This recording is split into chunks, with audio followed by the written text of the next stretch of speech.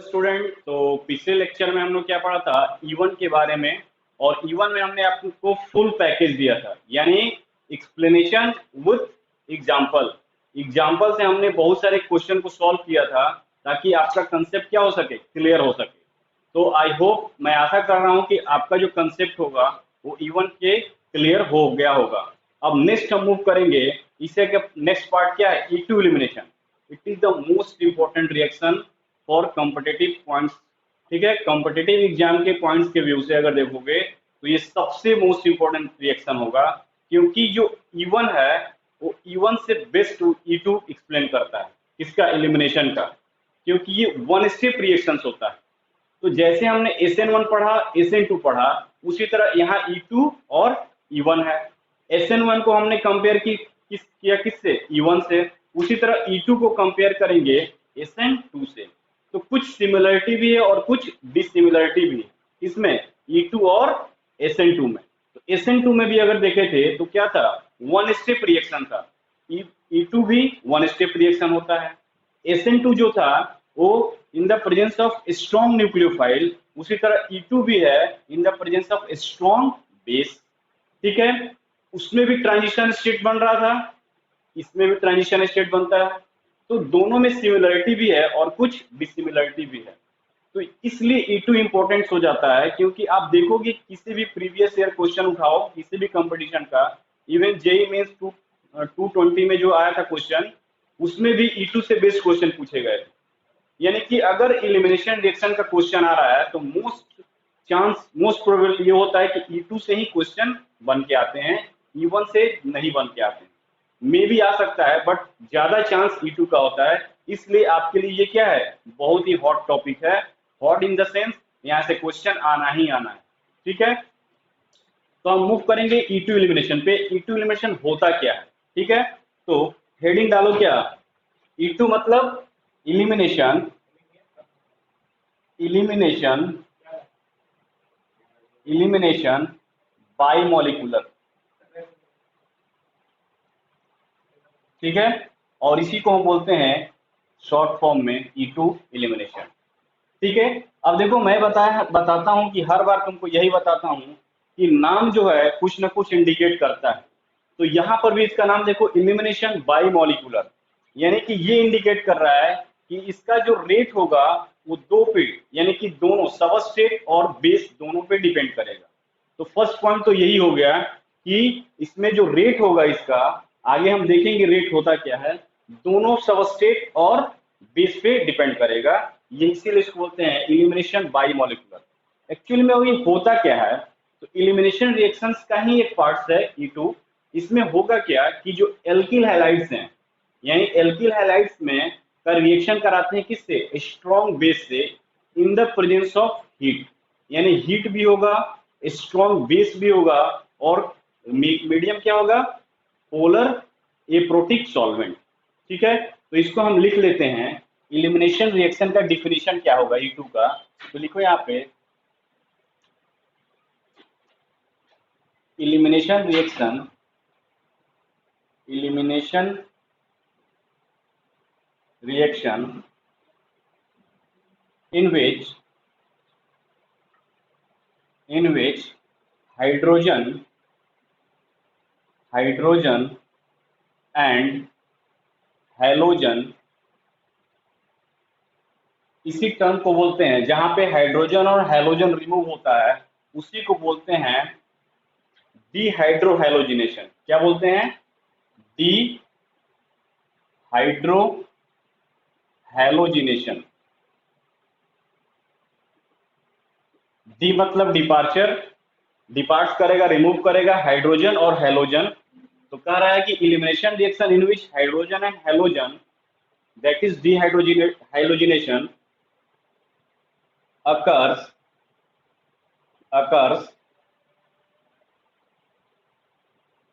in alkyl halide, in alkyl halide in the presence of, in the presence of a strong base, a strong base and heat to form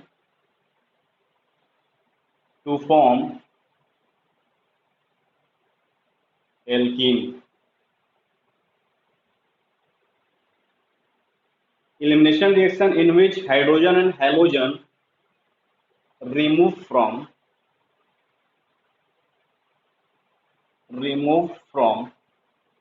alkyl halide in the presence of a strong base and heat to form alkene is called E2 elimination.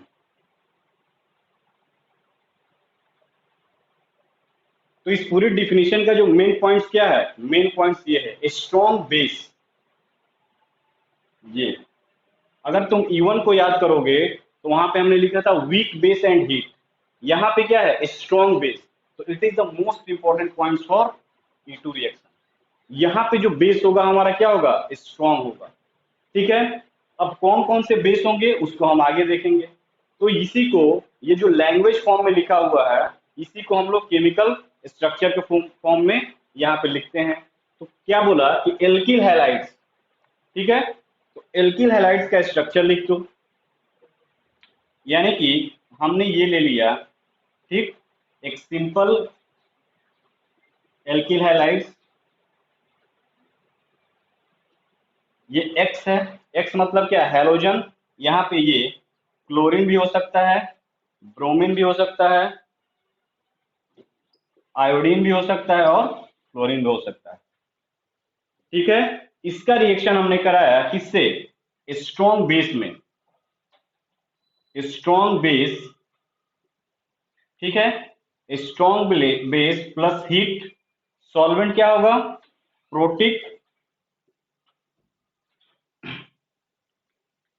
Polar solvent, protic polar solvent, protic polar protic solvent, इसी को बोलते हैं polar protic solvent. और polar protic solvent में mainly कौन सा solvent use किया जाता है, DMSO। मैं बता चुका हूं DMSO होता क्या है, और DMF। ठीक है, तो strong base plus heat, polar protic solvent में DMSO DMF, तो क्या बनता है, एल्कीन।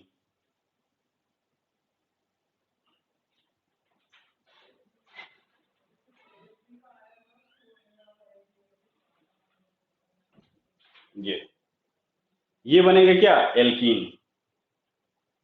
यानी कि अगर तुम देखोगे तो क्या हो रहा है कि इसमें से हैलोजन और एक हाइड्रोजन रिमूव होके सिंगल बॉन्ड से यहाँ पे पाई बॉन्ड्स का फॉर्मेशन हो रहा है। अब क्वेश्चन क्या है कि ये जो रिएक्शन हो रहा है स्ट्रॉन्ग बेस और हीट और polar protic solvent, DMSO DMF का यूज ज्यादातर करते हैं।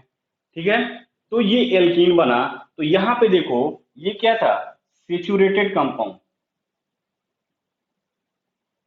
सेचुरेटेड से क्या बन गया, अनसेचुरेटेड।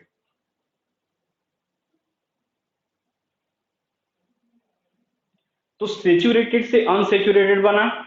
ठीक है, यानी कि E2 एलिमिनेशन में की बात करोगे तो यहां भी क्या हो रहा है, सेचुरेटेड कंपाउंड्स अनसेचुरेटेड में कन्वर्ट हो रहा है। सेचुरेटेड क्यों, सेचुरेशन यानी कार्बन कार्बन के बीच सिंगल बॉन्ड्स हो, अनसेचुरेटेड कार्बन कार्बन के बीच डबल बॉन्ड्स हो। तो ये है क्या, E2 का एक कंक्रीट, कंक्रीट का मतलब उसका नींव अब हम लोग डाल रहे हैं। अब हम देखेंगे आगे इसमें क्या क्या होता है। तो फर्स्ट हमने लिख दिया, देखो हर रिएक्शन का जो टर्म होता है ना, वो कुछ ना कुछ काम करता है। हमने स्ट्रॉन्ग बेस लिखा और हीट लिखा। तो इस स्ट्रॉन्ग बेस में क्या क्या स्ट्रॉन्ग बेस हम ले सकते हैं उसको देखते हैं। ठीक है, तो किसी भी रिएक्शन को पहचानने का बेस्ट वे होता है, उसका जो की पॉइंट्स है उसको तुम्हारे दिमाग में बैठ जाना चाहिए। तो रिएक्शन अपने आप प्रोडक्ट तुम बना सकते हो। ठीक है, इसीलिए हर रिएक्शन का मैं की पॉइंट्स दिखाता हूं।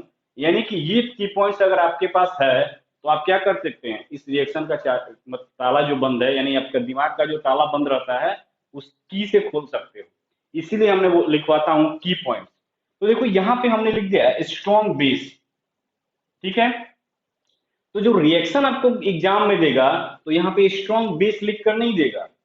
ठीक है, स्ट्रॉन्ग बेस लिख कर नहीं देगा या पोलर प्रोटिक सॉल्वेंट लिख कर नहीं देगा। ये आपको समझना होगा कि पोलर प्रोटिक सॉल्वेंट है क्या और ये स्ट्रॉन्ग बेस क्या है। ठीक है, तो यही छोटी छोटी चीज जो होती है ना, वो क्या करता है, आपको इंटेलिजेंट बनाता है। यानी कि जो इस छोटी छोटी पॉइंट्स को दिमाग में रख लिया वो तो क्वेश्चन को हैंडल कर लेगा, और जो नहीं रख पाता है वो कंफ्यूज रहता है। तो उस कंफ्यूजन को हम यहाँ क्लियर करेंगे। कंफ्यूज नहीं रहना है, उस कंफ्यूजन को हम यहाँ क्लियर करेंगे। यानी हर पॉइंट्स को हम यहाँ पे पोस्टमार्टम करेंगे कि एक्चुअल में होता क्या है। तो देखो डिफिनीशन से लिख दिया कि एल्किल हैलाइड हाइड्रोजन और हेलोजन। तो हाइड्रोजन और हेलोजन का रिमूवल हम बोलते हैं डिहाइड्रोहेलोजिनेशन। डी मतलब रिमूवल, और हाइड्रोजन हेलोजन का रिमूवल हो रहा है किससे, remove from alkyl halides. Alkyl halides यानी कि कार्बन हैलोजन का बॉन्ड्स को हम बोलते हैं क्या, alkyl halides. In the presence of a strong base and heat, in the presence of a strong base and heat to form alkene is called E2 elimination. तो alkene बन गया यानी E2 एलिमिनेशन हो गया। ये तो थे थियोरेटिकल पॉइंट्स ऑफ व्यू। अगर तुम्हारे एग्जाम में आ रहा है तो तुम कैसे पहचानोगे कि ये E2 रिएक्शन है, कैसे पहचानोगे कि ये SN2 रिएक्शन है, क्योंकि दोनों में मैं बताया क्या सिमिलरिटी होता है, दोनों में सिमिलरिटी होता है। ठीक है, तो फर्स्ट ऑफ ऑल हम पहचानने के वे में फर्स्ट क्या देखेंगे कि हमारे जो स्ट्रॉन्ग बेस है वो कौन कौन से हैं जो E2 एलिमिनेशन को परफॉर्म करेंगे। ठीक, तो देखो बेटा, अगर आप इन चीजों को बना लेते हो अपने दिमाग में कंसेप्ट, तो मुझे नहीं लगता है कि आपको कहीं गलत क्वेश्चन कर पाओगे, गलत क्वेश्चन तुमसे होगा। ठीक है, तो देखो स्ट्रॉन्ग बेस क्या क्या हो सकता है, तो हेडिंग डालो क्या, स्ट्रॉन्ग बेस। यही डिफरेंशिएट का है किसके, SN2 और SN1, SN2 और E2 का, यही डिफरेंशिएशन पॉइंट्स भी हुआ।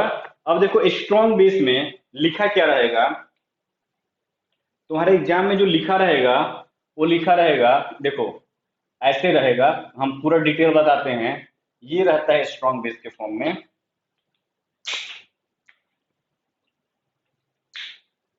एल्कोहलिक, एल्कोहलिक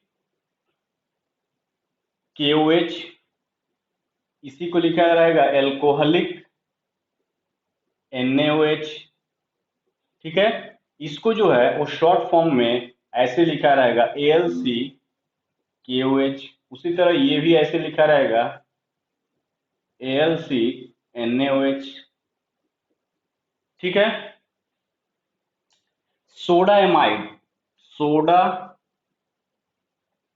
एमाइड, ठीक है, इसका फॉर्मूला जो होता है वो होता है NaNH2। ये भी स्ट्रॉन्ग बेस है। ठीक है, देखो अब देखो sodium, sodium and potassium, sodium and potassium methoxide. ठीक है, सोडियम एंड पोटेशियम मेथॉक्साइड, तो ये कैसे लिखा रहेगा, तो अगर हम बात करें सोडियम का, तो सोडियम को Na लिखते हैं, तो ये दिया रहेगा ये CH3O Na प्लस, और इसी तरह CH3OH। तो इसको बोलते हैं सोडियम सोडियम मेथॉक्साइड। और इसी तरह अगर ये दिया रहेगा CH3O K प्लस और CH3OH ऐसे लिखा रहेगा, तो ये भी क्या है, पोटेशियम इथॉक्साइड्स। ठीक, नेक्स्ट देखो स्ट्रॉन्ग बेस में पूरा लेकर चलेंगे हम आपको कहां तक, जहां पर इसका इंड हो, जहां से एग्जामिनर क्वेश्चन पूछ ही नहीं सके वहां तक ले चलेंगे। सोडियम एंड पोटेशियम इथॉक्साइड, उसी तरह ये होगा सोडियम एंड पोटेशियम इथॉक्साइड। ठीक है, सोडियम एंड पोटेशियम इथॉक्साइड, यानी ये क्या हो जाएगा, इथेनॉल से रिलेटेड है, C2H5O Na। तो ये सोडियम हो गया और ये भी C2H5 OH, ये आपके एग्जाम में इसी तरह लिखा रहेगा रिएक्शन सेंटर पे, यानी कि रिएक्शन दिया रहेगा, एरो पे ये लिखा रहेगा, तो आपको समझ जाना होगा क्या है कि ये बेस है।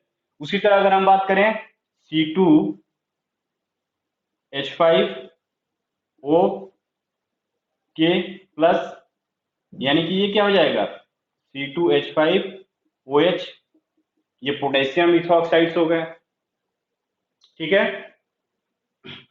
नेक्स्ट लिखा रहेगा टर्सरी पोटेशियम या सोडियम ब्यूटाऑक्साइड, ठीक है। इसको शॉर्ट फॉर्म में क्या लिखेगा ऐसे, TBUO के पोटेशियम के लिए, और TBU ब्यूटाऑक्साइड इसको बोलते हैं Na+, इस तरह से लिखा रहेगा। तो ये सब क्या है, T लिखा रहा है या TERT लिखा रहा है, ठीक है।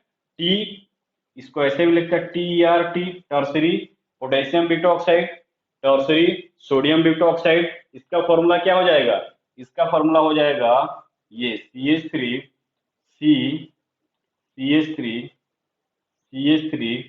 ये टर्सरी हो गया, टर्सरी, ये O K प्लस, या अगर यहाँ K है तो पोटेशियम ब्यूटाऑक्साइड, और यहाँ पे अगर सोडियम लग गया तो सोडियम ब्यूटाऑक्साइड, ठीक है। ये हुआ क्या, स्ट्रॉन्ग बेस। और भी स्ट्रॉन्ग बेस देखो, यहाँ पे अगर हम बात करें तो नेक्स्ट स्ट्रॉन्ग बेस क्या हो सकता है, मेथाइल लिथियम, ठीक है। यानी कि CH3 मेथाइल लिथियम, यानी कि CH3Li, इसको तोड़ते हैं तो क्या बनता है, CH3 पे माइनस चार्ज और लिथियम पे प्लस चार्ज, ये भी स्ट्रॉन्ग बेस है, ठीक है, ठीक। Methyl lithium. अब हम बात करें तो LDA, LDA, LDA, ठीक है, इसको बोलते हैं लिथियम डाई आइसोप्रोपाइल एमाइड। इसका जो स्ट्रक्चर होता है वो ये होता है N, ये आइसोप्रोपाइल ग्रुप, ठीक है, ये लिथियम, ठीक। अगर इसको तोड़ोगे तो क्या होगा, ये टूटेगा, तो ऐसे बनेगा N पे माइनस और ये लिथियम पे प्लस, ये भी स्ट्रॉन्ग बेस है। तो लिथियम डाई आइसोप्रोपाइल एमाइड, ठीक है। और अगर बात करो तो ये हो जाएगा तुम्हारा C2H5N, C2H5 और ये C2H5, तो ये क्या हो जाएगा NN ट्राई इथाइल एमाइन, क्या हो जाएगा, ये 3 डिग्री एमाइन है, ठीक है। और बेस की बात करो तो R2NH, ये क्या हो जाएगा 2 डिग्री एमाइन हो गया।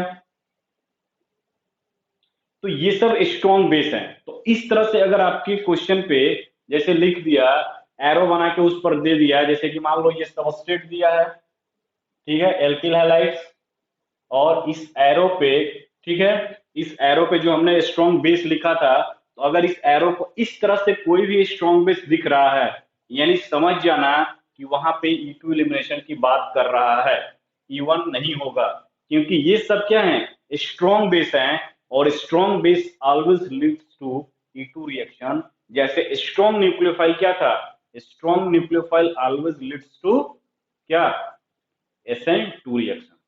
अब देखो एक इंटरेस्टिंग पॉइंट क्या है कि ये एल्कोहलिक KOH और एल्कोहलिक NOH ये है, ये कंफ्यूजिंग करता है।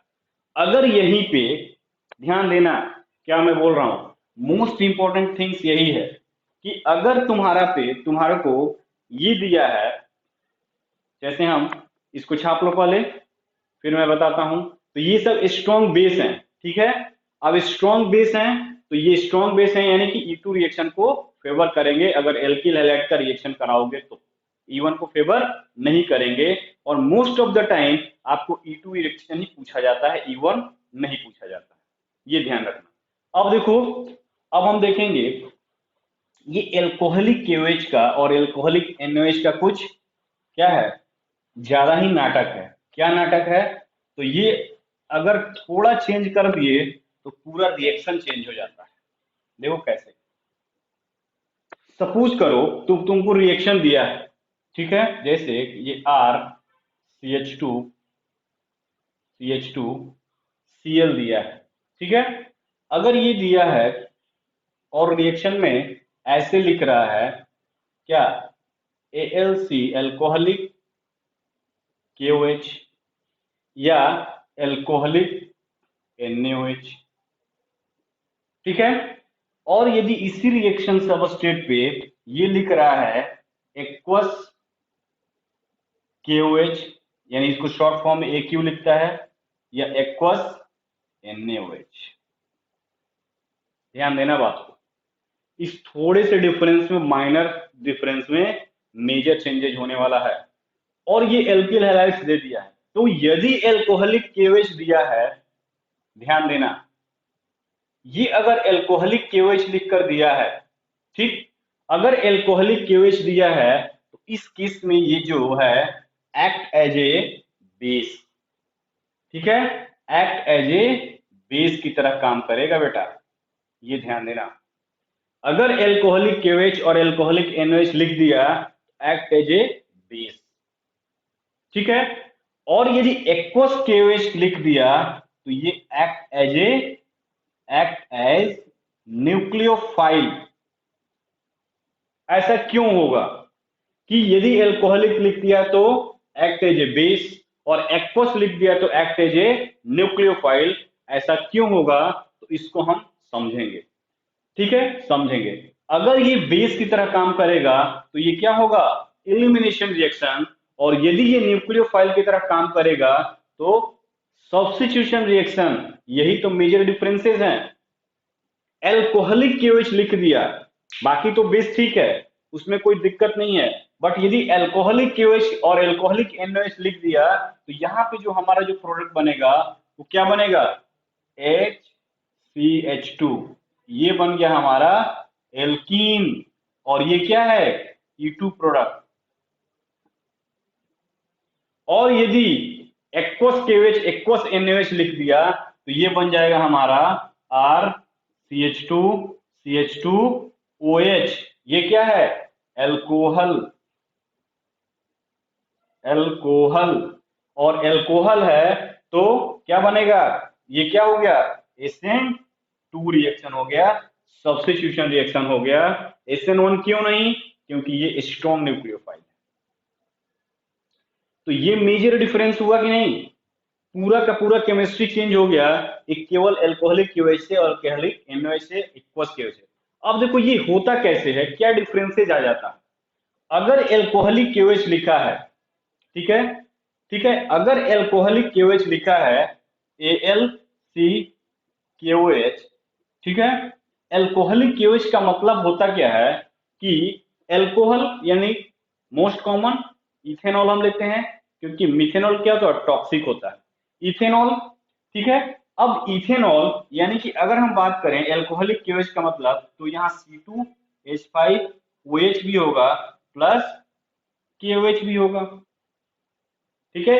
एक्चुअल में जो यहाँ पे एक्टिंग स्पीसीज होता है ना बेटा, वो ये होता है C2H5O पे माइनस। कैसे आया, ये H बाहर निकला क्योंकि ये OH है, ठीक है, ये OH है, ये H को लेगा, वाटर निकलेगा, और ये K इस पर, यानी कि ये एक्टिंग स्पीसीज होता है। हम एल्कोहलिक KOH लिख देते हैं तो हमारा जो बेस की तरह जो रोल करता है एक्चुअल में यही करता है, बट हम लोग सुविधा के लिए OH को यूज करते हैं, ठीक है। अगर एक्वस KOH लिख दिया, एक्वस KOH, तो एक्वस मीडियम में ये K प्लस और OH माइनस कंप्लीटली डिसोसिएट होगा, जबकि एल्कोहलिक KOH में ये कंप्लीटली डिसोसिएट नहीं होता है। ये बात ध्यान रखना। यानी कि एल्कोहलिक सॉल्यूशन में ये जो KOH है वो कंप्लीट डिसोसिएशन नहीं होता है, और जब कंप्लीट डिसोसिएशन नहीं होता है तो कुछ इस तरह के स्पीसीज जो है बेस की तरह काम करते हैं। बट एक्वस KOH के केस में ये K और OH कंप्लीट डिसोसिएशन होंगे, और जब कंप्लीट डिसोसिएशन होंगे तो OH act as a nucleophile. यही बेसिक डिफरेंस है एल्कोहलिक और एक्वस KOH में। तो देख लेना, क्वेश्चन अगर आएगा, ठीक है, तो दिमाग को थोड़ा ओपन करके देखना कि क्या लिखा हुआ है। अगर एल्किल हैलाइड सबस्ट्रेट दिया है, primary alkyl halide, tertiary alkyl halide, secondary alkyl halide, ठीक है, अगर एल दिया हुआ है और यदि एल्कोहलिक KOH लिख दिया तो यानी कि वहां E2 रिएक्शन होगा, SN2 नहीं होगा। और यदि एक्वस KOH और एक्वस NaOH लिख दिया तो वहां पे हमारा सब्स्टिट्यूशन रिएक्शन होगा, कौन सा, SN2, वहां पे इलिमिनेशन नहीं देगा। तो आपको जो क्वेश्चन पूछता है ना, तो आपको दोनों प्रोडक्ट बना के देगा, एल्कोहलिक KOH लिख देगा, इलिमिनेशन प्रोडक्ट देख देगा, सब्स्टिट्यूशन प्रोडक्ट देगा। तुम्हारे दिमाग में सब्स्टिट्यूशन ज्यादा बैठा रहता है क्योंकि वो ज्यादा तुम्हारे बुक में दिया हुआ डिस्क्रिप्शन किया है, इसके बारे में कम दिया है, तो तुरंत तुम इसको सब्स्टिट्यूशन प्रोडक्ट लेके चले आओगे। लेकिन ये गलती करोगे तो पता चला तुम्हारा कट गया होगा। क्या कट गया होगा, नंबर।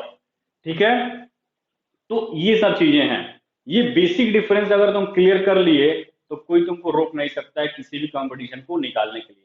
यही तो माइनर डिफरेंस होता है जो कि मेजर चेंजेस लाता है। जो अच्छे नंबर लाते हैं उनके दिमाग में ये बैठ जाता है, और जो दिमाग इधर उधर करके टिकटॉक देख के पढ़ाई करते हैं तो दिमाग भी क्या करता है, वहां पे टिकटॉक खिलाता है वहां पे एग्जाम में। तो दिमाग को टिकटॉक मत बनाइए, दिमाग को अपना एक कांस्टेंट मैनर में आगे बढ़िए, वही आपके लिए बेनिफिट होगा। ठीक है, तो नेक्स्ट हम देखेंगे कि इसका की पॉइंट्स क्या होगा। ठीक है, तो इलिमिनेशन रिएक्शन का, E2 इलिमिनेशन का की पॉइंट्स क्या होगा। ठीक है, तो की पॉइंट्स को ध्यान दो। ठीक है, की पॉइंट्स,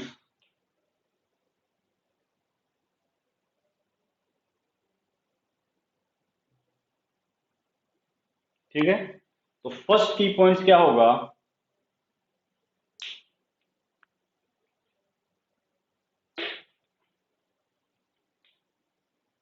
फर्स्ट की पॉइंट जो होगा,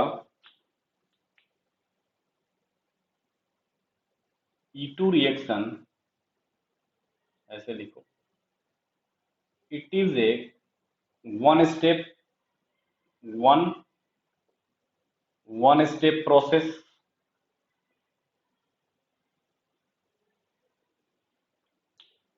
it is a one step process that is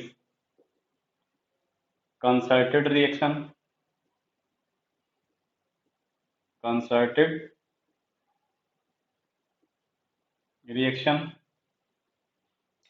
It is a one step process that is concerted reaction, यानी कि स्टेप वाइज स्टेप ना हो, क्या होगा, सिंगल स्टेप में होगा। सेकेंड स्टेप क्या हो जाएगा, रिएक्शन परफॉर्म्ड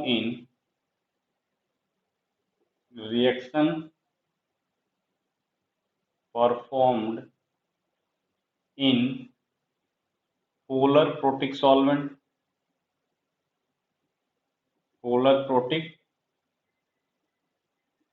solvent जैसे TMSO और DMF। डिटेल लेक्चर है सॉल्वेंट पे, आप देख सकते हो, अगर क्लियर नहीं होगा तो। ठीक है, reaction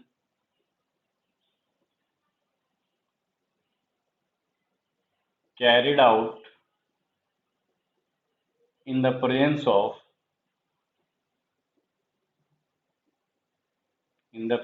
of a strong base, most important point, a strong base plus heat,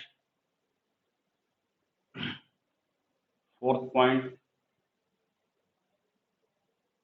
since reaction completed in one step, so no intermediate, so no intermediate is formed, so no intermediate is formed. Fifth point, reaction reaction passes through formation of formation of transition state. ठीक है, तो ये fifth point जो है वो आपके लिए की पॉइंट्स है, किसके लिए, E2 एलिमिनेशन के लिए। ठीक है, तो फर्स्ट क्या है कि वन स्टेप प्रोसेस होता है, दैट इज कंसर्टेड रिएक्शन होता है, इसी को कंसर्टेड बोलते हैं, जो वन स्टेप में कंप्लीट होता है। Reaction perform in polar protic solvent. ठीक है, क्या है, DMSO DMF। Reaction carried out in the presence of a strong base, polar aprotic solvent, sorry polar protic नहीं, polar aprotic. Reaction perform in polar aprotic solvent. Third point, reaction carried out in the presence of a strong base. That is the most important points of this reaction. A strong base और heat दिख गया, यानी E2 reaction हो रहा है अगर alkyl halide substrate दिया है तो। Since reaction completed in one step, so no intermediate is formed. Reaction जो होता है वन स्टेप में होता है, तो यहाँ पे नो इंटरमीडिएट, ये ध्यान देना। ठीक है, सब्जेक्टिव पॉइंट ऑफ व्यू से reaction passes through formation of transition state, one of the most important points of this reaction, E2 reaction. तो ये सब क्या है, कंसर्टेड रिएक्शन, वह रिएक्शन जो वन स्टेप में कंप्लीट होता हो, तो उस तरह के रिएक्शन को बोलते हैं कंसर्टेड रिएक्शन। ठीक है, अब देखो यहाँ पे एक और पॉइंट लिख लो, नेक्स्ट पॉइंट,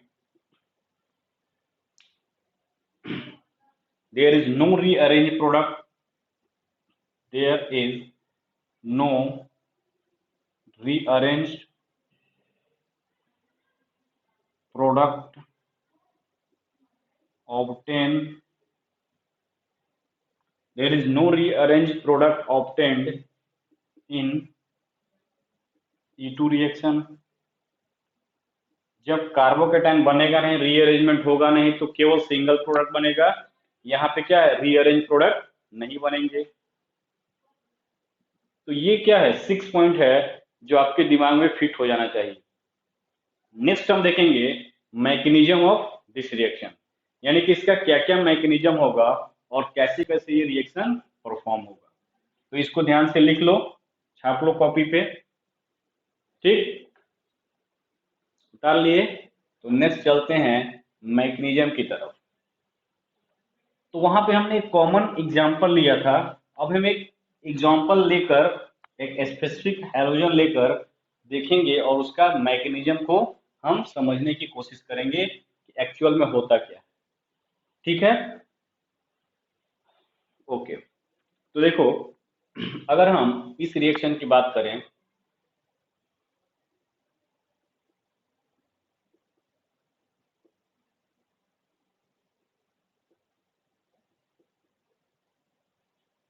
ये लिया हमने इथाइल ब्रोमाइड, क्या है, इथाइल ब्रोमाइड। इथाइल ब्रोमाइड है, इस इथाइल ब्रोमाइड का रिएक्शन कराएंगे किससे, एल्कोहलिक KOH से। एल्कोहलिक KOH से रिएक्शन कराया गया तो जो प्रोडक्ट मिला वो कुछ इस टाइप से मिला।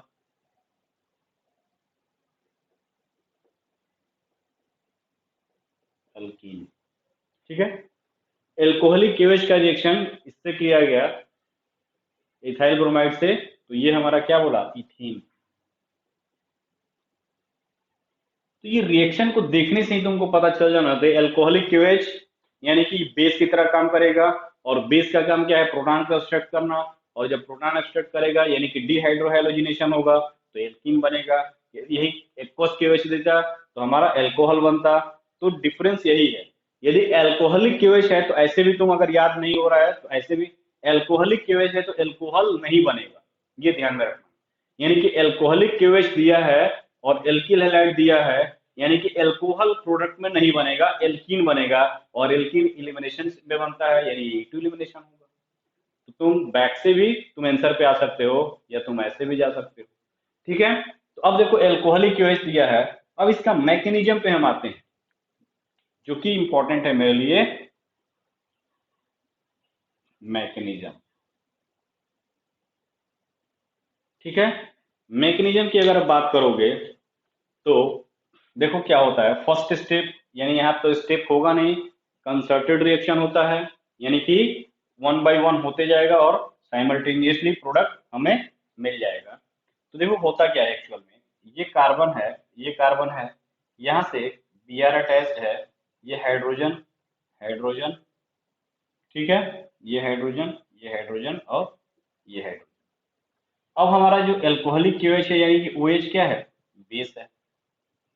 ठीक, तो अगर तुम SN2 का याद करो तो SN2 में मैं बताया था कि जो हैलोजन सेंटर होता है, उस हैलोजन सेंटर यानी कि कार्बन पे जो हैलोजन अटैच रहता है, उसी कार्बन पे बैक साइड अटैक करता था कौन सा, न्यूक्लियोफाइल। उसी कार्बन पे बैक साइड अटैक करता था न्यूक्लियोफाइल, तो सब्स्टिट्यूट हो जाता था। यहाँ पे देखो क्या है, इलिमिनेशन रिएक्शन।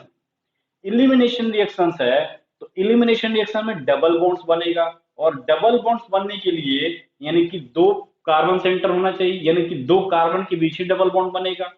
तो यदि इस हैलोजन अटैच्ड है, इस पर अगर बैक साइड अटैक करेगा ये बेस, तो क्या यहाँ डबल बॉन्ड पॉसिबल है, नहीं है। तो बेस क्या करता है, ये जो हैलोजन अटैच्ड है उसके बगल वाले कार्बन पे जो हाइड्रोजन है उसको एब्स्ट्रैक्ट करता है, हाइड्रोजन को एब्स्ट्रैक्ट करता है, इस कार्बन सेंटर पे अटैक नहीं करता है। मैं फिर से रिपीट कर दूं, base abstract proton whereas nucleophile attack on carbon deficient centre. अब देखो क्या होगा, अब ये जो जिससे हैलोजन अटैच्ड होता है, जिस कार्बन से हैलोजन अटैच्ड होता है, जिस कार्बन से हैलोजन अटैच्ड होता है उस कार्बन को बोलते हैं अल्फा कार्बन, और उसके बगल वाले या लेफ्ट या राइट कहीं भी अगर जुड़े हैं तो उस कार्बन को बोलते हैं हम बीटा कार्बन। ये दिमाग में बैठा लो, ये हमने E1 में भी देखा था। यानी कि जिस कार्बन से हमारा हैलोजन अटैच्ड है that carbon is alpha carbon and adjacent to alpha carbon is called beta carbon, और the hydrogen attached at beta carbon is called beta hydrogen. तो E2 एलिमिनेशन या E1 एलिमिनेशन में beta hydrogen का abstraction होता है, क्योंकि base जो होता है वो हाइड्रोजन को एब्स्ट्रैक्ट करता है। अब देखो हमने क्या बताया, ये OH है यानी कि बेस है, ठीक है। अब ये जो बेस है वो क्या करेगा, प्रोटॉन को एब्स्ट्रैक्ट करेगा, तो करा दो यहाँ पे प्रोटॉन एब्स्ट्रैक्ट, हमने इसको ऐसे लिख दिया। अगर हम इसको OH को यहाँ लिखते हैं, ठीक, अपनी सुविधा के लिए। अब देखो आगे जब आएंगे स्टीरियो केमिस्ट्री तो उस पर दिखाएंगे होता क्या है कि इसमें 3 प्रोटॉन है, ठीक है, ये भी प्रोटॉन है, ये भी प्रोटॉन है। अब क्वेश्चन होता है कि किस प्रोटॉन को हम एब्स्ट्रैक्ट कराएं। तो देखो क्या है कि अगर ये OH ग्रुप एल्कोहलिक OH है यानी बेस है, तो इस पर भी लोन पेयर इलेक्ट्रॉन्स है। अगर ये इधर से आता तो ये इसका जो लोन पेयर है ब्रोमीन के पास, ये क्या करता, रिपेल करता।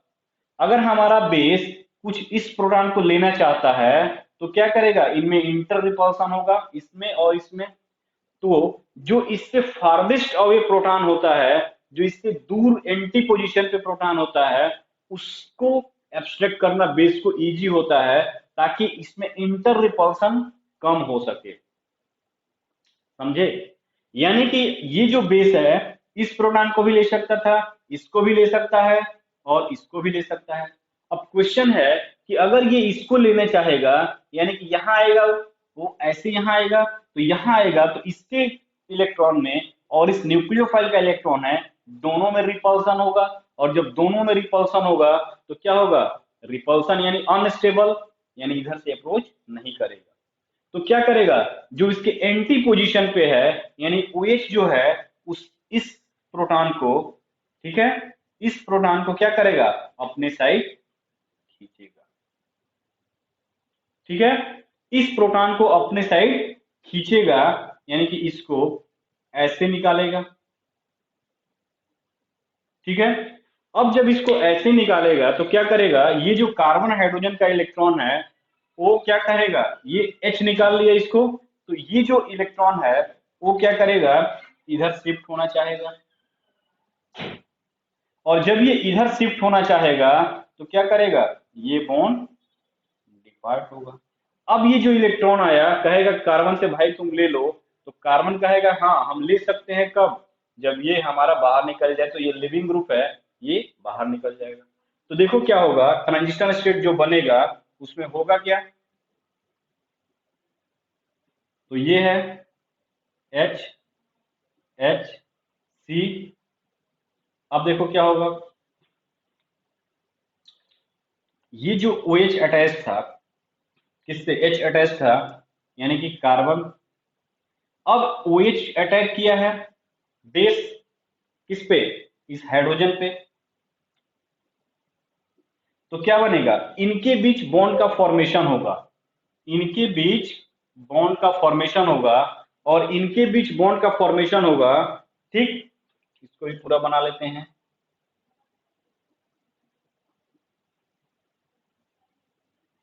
ठीक है, इनके बीच जो बॉन्ड का फॉर्मेशन होगा तो क्या होगा, ये बॉन्ड धीरे धीरे ब्रेक करने लगेगा, कौन सा, ये बॉन्ड धीरे धीरे ब्रेक करने लगेगा।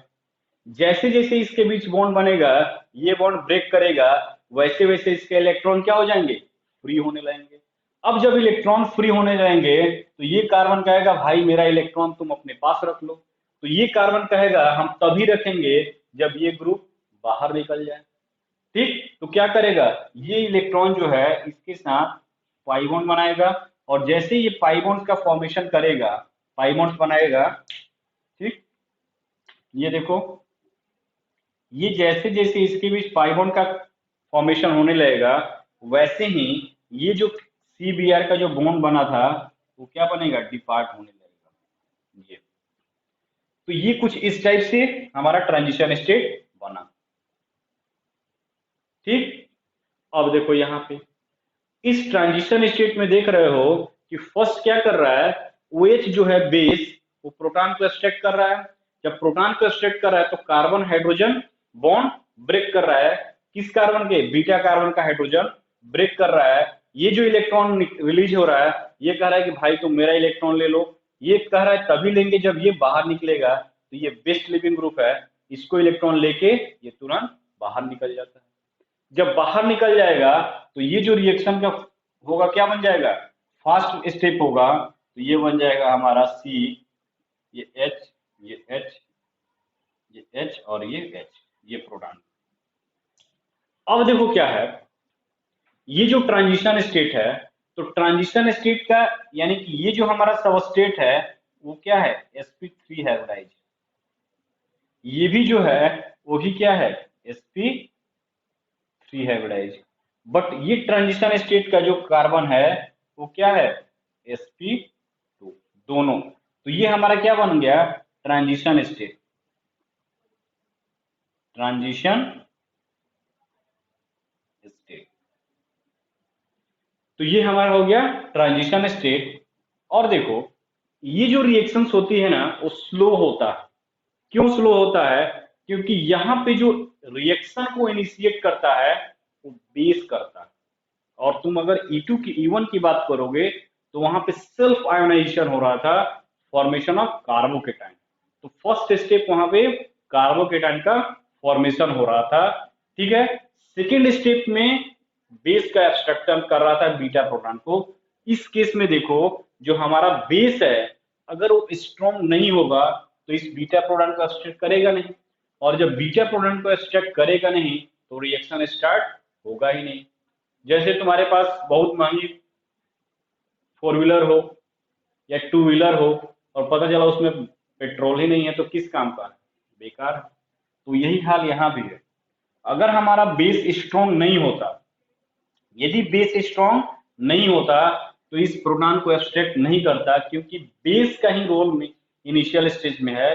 बेस ही रिएक्शन को इनिशिएट कर रहा है, यानी कि उसके बीटा प्रोटॉन को एब्स्ट्रैक्ट करेगा तभी वो बॉन्ड ब्रेक होगा, और जब बॉन्ड ब्रेक होगा तो इनके बीच बॉन्ड का फॉर्मेशन होगा और ये लिविंग ग्रुप के रूप में बाहर चला जाएगा अपना इलेक्ट्रॉन को लेकर। तो ये था क्या कंसेप्ट, यानी स्ट्रॉन्ग बेस क्यों लेते हैं।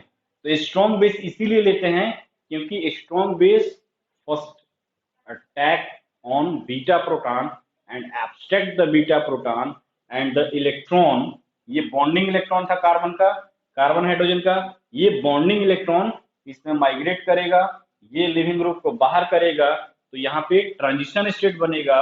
और इस ट्रांजिशन स्टेट में देखो ये ट्रू बॉन्ड्स 1 2 3 ही है, ये दोनों क्या है, ये बॉन्ड ब्रेक कर रहा है और ये बॉन्ड फॉर्मेशन कर रहा है। तो यहाँ पे देखो इनके बीच क्या होगा, ये बॉन्ड का फॉर्मेशन, ये जो देखो ये होगा वो क्या है, बॉन्ड का ब्रेकिंग, बॉन्ड ब्रेक कर रहा है, बॉन्ड ब्रेक। तो जो रेड से है वो बॉन्ड का ब्रेक, उसी तरह यहाँ ब्लू से इनके बीच बॉन्ड का फॉर्मेशन और ये बॉन्ड ब्रेक कर रहा है। तो बॉन्ड फॉर्मेशन और बॉन्ड ब्रेकिंग एक साथ हो रहा है, साइमल्टेनियसली हो रहा है, इसीलिए इसको बोलते हैं वन स्टेप कंसर्टेड रिएक्शन। ठीक है, तो ये जो रिएक्शन का स्टेप होता है ना वो स्लो होता है, इतना इजी नहीं होता है बेटा कि स्टेबल मॉलिक्यूल से प्रोटॉन को खींचना। वो तो बेस इतना ताकतवर है, इतना स्ट्रॉन्ग है कि वो प्रोटॉन को खींच लेता है। ये कहता है कि भाई मत खींचो, फिर भी ये खींच लेता है। थोड़ा स्लो प्रोसेस होता है, और स्लो प्रोसेस होता है इसीलिए इसको बोलते हैं रेट डिटरमाइनिंग स्टेप। ठीक है, तो इसीलिए इसको बोलते हैं रेट डिटरमाइनिंग स्टेप। तो ये है इसका मैकेनिज्म, वन शॉट में ये मैकेनिज्म होता है वन स्टेप में। तो इस मैकेनिज्म का की पॉइंट्स क्या है उसको हम वन बाय वन देखते हैं। अब की पॉइंट्स देखेंगे कि मैकेनिज्म का की पॉइंट्स क्या है। ठीक है, तो की पॉइंट्स में फर्स्ट लिखो, in the transition state, in the transition state, in the transition state carbon hydrogen bond of beta carbon and carbon halogen bond of alpha carbon are partially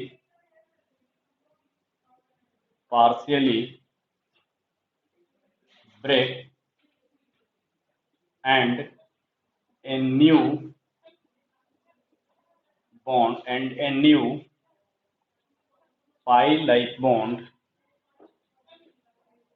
and a new pi-like bond are formed between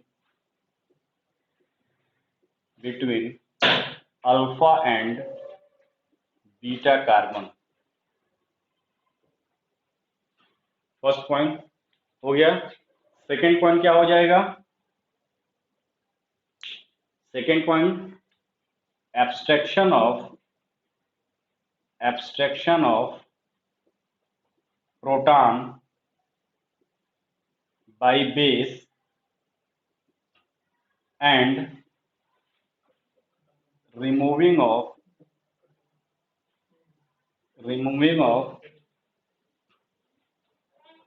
halide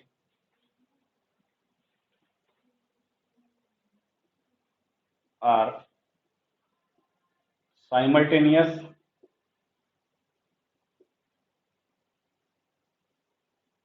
so there is no transition state, no intermediate is formed, no intermediate is form. तो यहाँ intermediate नहीं बनता है। Third point क्या हो जाएगा? Abstraction of base, abstraction of proton, abstraction of proton by base and removal of halogen is slow process,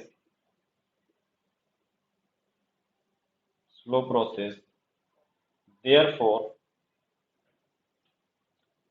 it is a rate determining step।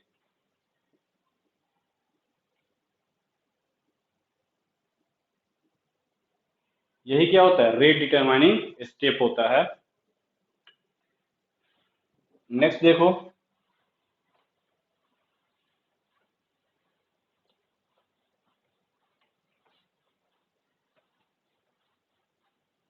तो rate determining step कौन सा होता है? दोनों, abstraction as well as removal. ये slow process होता है क्योंकि यहाँ पे रिएक्शन इनिशिएट कौन करता है? बेस। तो ये स्लो प्रोसेस होता है। नेक्स्ट पॉइंट क्या हो जाएगा? Fifth point, rate of reaction depends upon concentration of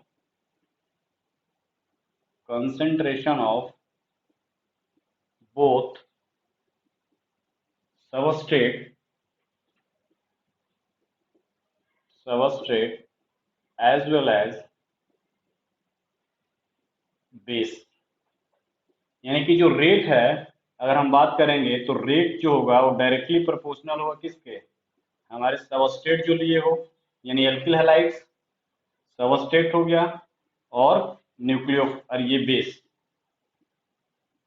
ठीक है, यानी कि ये जो रेट जो होगा वो क्या हो जाएगा? के, रेट कांस्टेंट क्या हो गया? के सबस्ट्रेट और ये बेस। अगर E1 से कंपेयर करोगे तो E1 के केस में क्या था? ओनली सबस्ट्रेट पे था, बेस पे नहीं था। अब यहाँ पे क्यों दोनों पे डिपेंड किया? क्योंकि यहाँ पे E2 एलिमिनेशन में जो हमारा रिएक्शन स्टार्ट कौन कर रहा है? बेस। फर्स्ट जो एब्स्ट्रैक्शन प्रोटॉन कौन करता है? बेस करता है। यानी कि दोनों ही रिएक्शन में इनिशियली पार्टिसिपेट कर रहा है। जबकि E1 के केस में क्या था कि फर्स्ट ऑफ ऑल कार्बोकेटायन बन रहा था, देन बेस का रोल था। तो वहां पे बेस का इंपॉर्टेंस रोल नहीं था, कार्बोकेटायन बनने के बाद बेस का यूटिलाइजेशन था। तो कार्बोकेटायन का फॉर्मेशन क्या होता है? Rate determining step. तो वहां पे कोई बेस का रोल नहीं था, इसलिए केवल सबस्ट्रेट पे डिपेंड किया।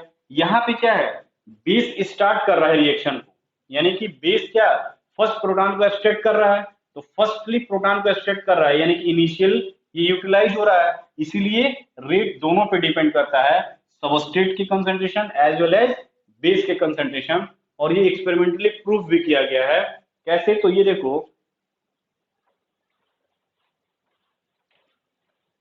ये देखा गया कि अगर ग्राफ खींचा गया रेट और सबस्ट्रेट में, कंसंट्रेशन ऑफ सबस्ट्रेट इंक्रीज किया गया और रेट, तो ये जो ग्राफ आया वो लीनियर ग्राफ आया। यानी कि जो हमारा रेट जो था वो भी इंक्रीज कर रहा था। कैसे? जैसे जैसे हम सबस्ट्रेट का कंसंट्रेशन इंक्रीज कर रहे थे वैसे वैसे रेट भी बढ़ रहा था। उसी तरह अगर हम बात करें, ये है बेस का कंसंट्रेशन और रेट के देखा गया, तो यहाँ पे भी क्या था? लीनियरली डिपेंड था। यानी कि जैसे जैसे हम कंसंट्रेशन बेस का बढ़ा रहे थे वैसे वैसे रेट बढ़ रहा था।